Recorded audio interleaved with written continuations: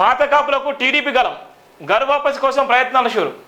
కొద్దిమందికి మంగళగిరి నుంచి ఫోన్లు, మర్యాదపూర్వకంగా మరికొందరు భేటీ, మళ్ళీ తెలుగుదేశం పార్టీలో చేరడంపై చర్చలు. తెలంగాణలో పార్టీ బలోపేతంపై అధినేత ఫోకస్. ఎన్టీఆర్ భవన్కు పూర్వ వైభవం వచ్చేటువంటి నేపథ్యం ఉంది.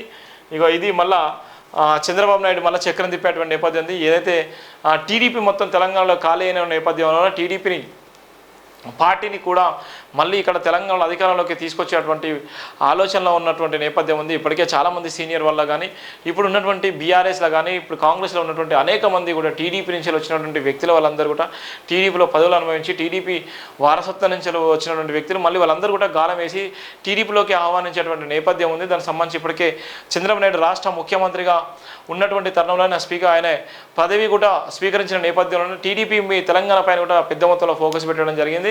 ఎంతవరకు నిజంగా సక్సెస్ అవుతారు, ఏమవుతారన్న నేపథ్యం కూడా మనం చూస్తున్నాం. ఇప్పటికే మళ్ళీ పూర్వ వైభవం వచ్చేటువంటి పరిస్థితి అయితే మనం చూస్తున్నాం.